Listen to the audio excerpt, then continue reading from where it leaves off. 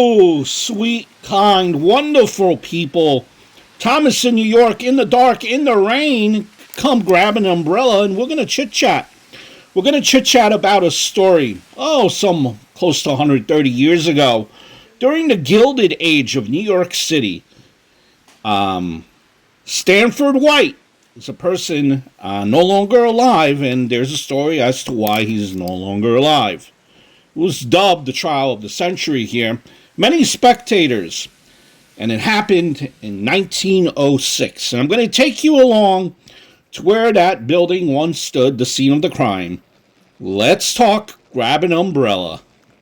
You didn't actually grab an umbrella, did you? I kid. Architect Stanford White.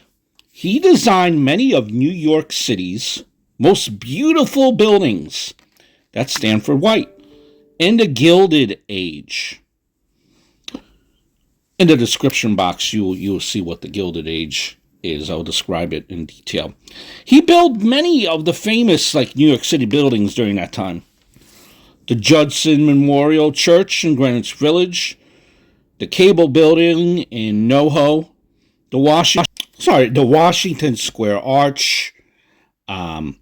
He built the Battery Savings Bank building, the original Penn Station, and not to mention that he is a local boy. He grew up on East 10th Street in the East Village. So, a bit of a local celebrity, built many of things. But he has one additional darker connection to the neighborhood. Pretty dark. So it was safe to say that Stanford White, he was a really highly acclaimed, looked up to, respected architect and partner in the firm that he was in, which was McKim, Mead, and White. And his life, according to The Nation, which is a paper, illustrated the frittering away of genius. So basically, put two and two together, what that means is it almost seems like he had everything at his hands, at his disposal, everything that he needed, and he let it slip away. It slipped away. And that ultimately culminated the day that he passed away in June of 1906, June 25th. The trial, and he didn't pass away by himself. It was through someone else's hands.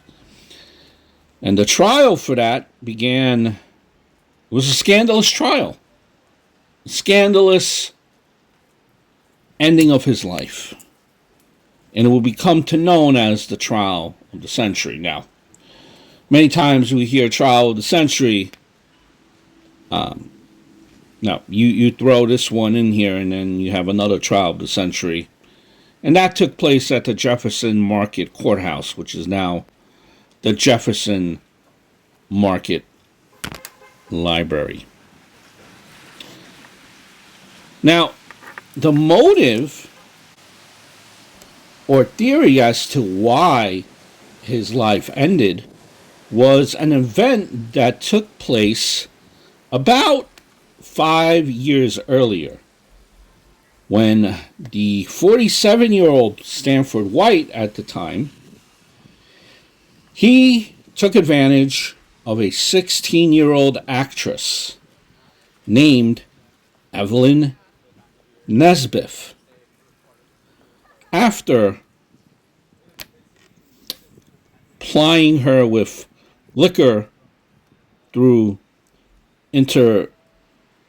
he used liquor. Let's just leave it at that.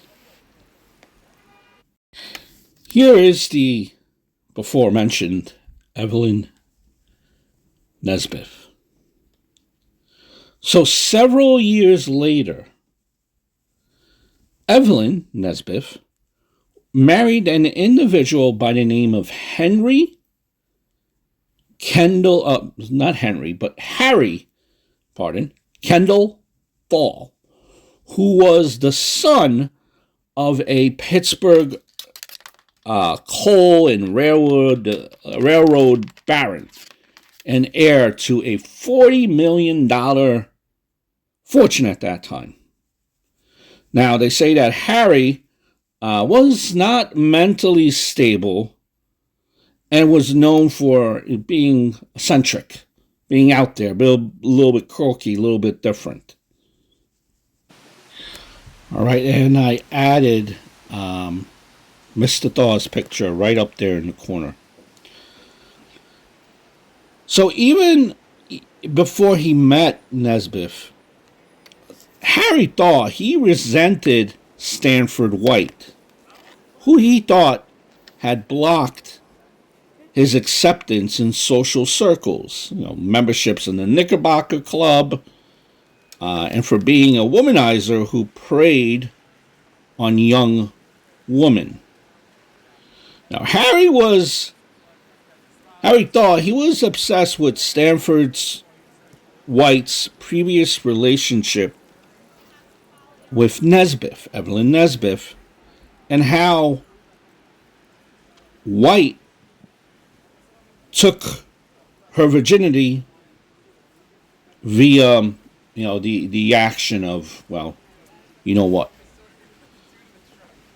Harry, he had accused White of ruining Evelyn Nesbit, and he may have even focused his attention on her because of her previous relationship with White. Now, Harry believed Stanford White had hired people to try to end his life, and Harry started carrying a gun. Now, Stanford White, he was completely, from all reports or indications, he was completely unaware of what Harry Thaw, his vendetta that he had against him. Oblivious. Now, the reports was that Stanford White had considered Harry Thaw a clown and called him the Pennsylvania Pug, referring to his babyface features. Now, on the night of June 25th, 1906, Harry ran into Stanford White at dinner at the Cafe Martin. Now, the M word of Stanford White was probably unplanned, as Stanford was scheduled to be in Philadelphia on business, and Harry Thaw and Nesbit were in New York City on their way to a European vacation. Harry Thaw had purchased tickets. It was for a new show. It was a Broadway show. Mademoiselle Champagne. Something like that. Close enough. And it was premiering on the rooftop theater of Madison Square Garden. So it was a dinner date for Harry Thaw and Evelyn Nesbit. Now, I have inserted a picture of the theater, Madison Square Garden, which, get this, was designed by Stanford White. It's one of his buildings that he designed, or among the numerous that he already designed. Now, this is not the Madison Square Garden that you guys know. This is the second Madison Square Garden, different location, which we're headed to right now. So this seemed to be completely the events that happened seemed to be completely unplanned. How you guys doing? You staying dry?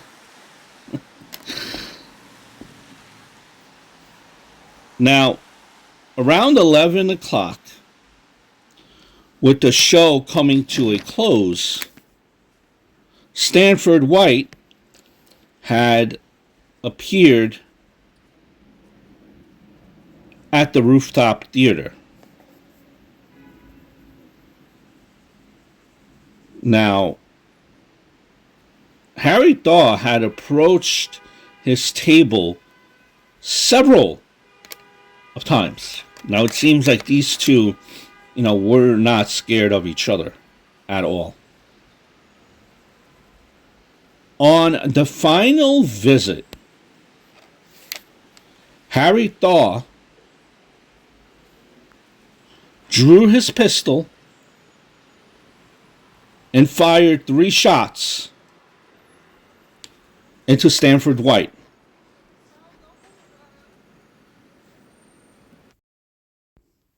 His head and his back, and this was just from a few feet away. And that ended his life instantly. Many believed that, in the audience, they believed that this act was part of the show. But the truth quickly unraveled because they seen, Stanford White blackened and disfigured remains. Wow. So Harry Thaw, he was charged with first degree. M-word.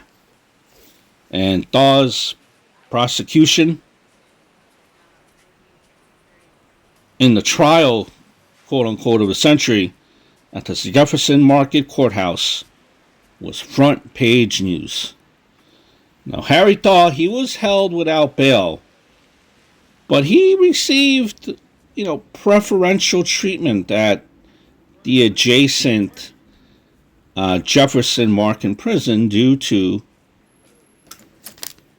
his wealth. He had money. Money buys everything. Slip a few extra dollars, right? You get treated like a king or a prince. He was treated to Delmonico's. He received, which was a restaurant catering, a brass bed instead of a standard issue prison cot, custom tailored clothes instead of prison clothes, and was provided with a daily, daily portions of champagne and wine at your disposal, sir. Thaw had reportedly heard the heavenly voices of young girls calling out to him. "Oh, Harry, oh, Harry, oh, Harry, oh, Harry." Me joking. Wow. And he interpreted that as a sign of divine approval and believed that the public would applaud the man who rid the world of the menace known as Stanford White. His thoughts. Now, the press, well, they had fed this belief by treating Thaw as a heroic figure who had married Evelyn Nesbit in spite of her past and a defender of her virtue. Now, not just Stanford White's personal attributes were attacked in the press, but as well as his professional achievements and as an architect as well. The paper, the Evening Standard, referred to him more as of an artist than an architect. And the Nation stated he had adorned many an American mansion with irrelevant plunder. Now, what does plunder mean? I don't know. That word is very advanced. The trial began January 23rd of 1907. We are approaching to where the scene of the crime happened many of years ago. Actually, it would be in and around this area right here. Remember, this was a big building with this land right here, which I believe it became a... We'll come and approach it. Now, the jury was sequestered for the first time in American trial history. Now, the main issue in the case was the question of premeditation. Was this act of premeditation? Did he know he was going to do this?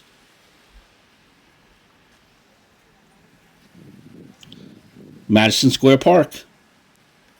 So now essentially Madison Square Park, which is where I'm walking, is, where the building stood.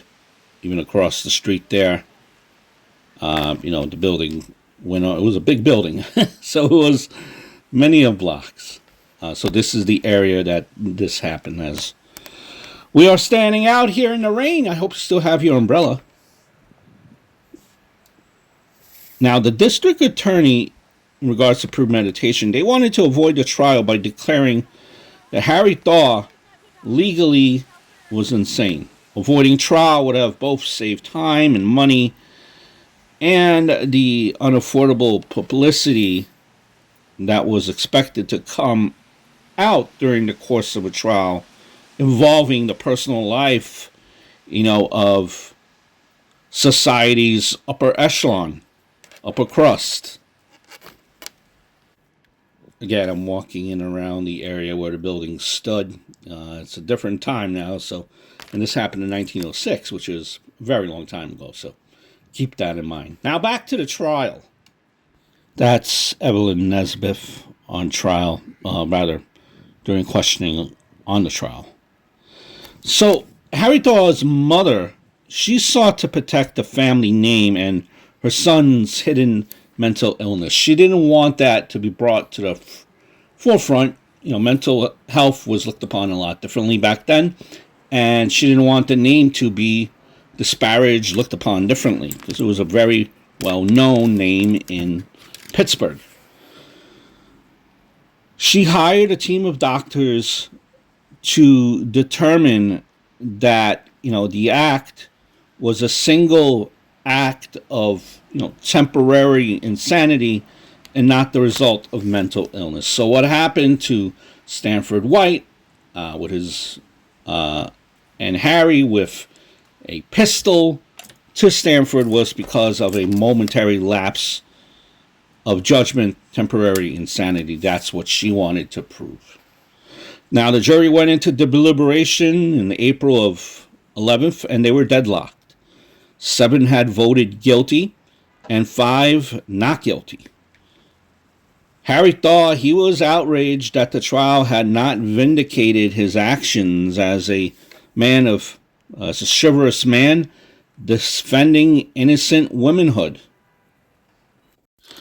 Now, at the second trial, Thaw pled and was found not guilty on the ground of insanity at the time of the commission of his act. And because of that, he was sentenced to involuntary commitment for life in a Matawan State Hospital for the criminally insane. And that was in Beacon, New York.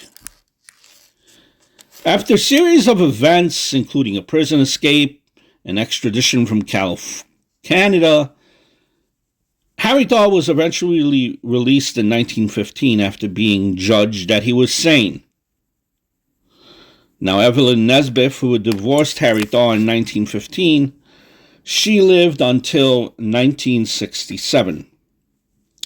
She had published a book in 1926 titled The Traitor and never regretted what he had done, writing, "Under the same circumstances, I'd blank K-word him tomorrow." Thaw lived until 1947. So again, he published a book. 1947, really no regrets as to what he did at all. Wow.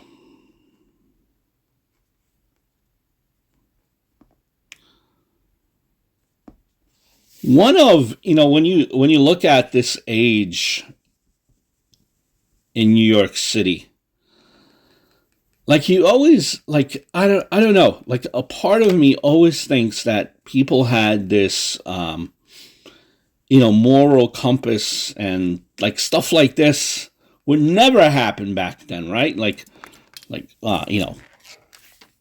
No one would ever end anyone's life. I thought, but you read back then, such scandalous time, and I'll bring you more stories to the forefront. Like New York City has some very notorious true crime cases that I would like to.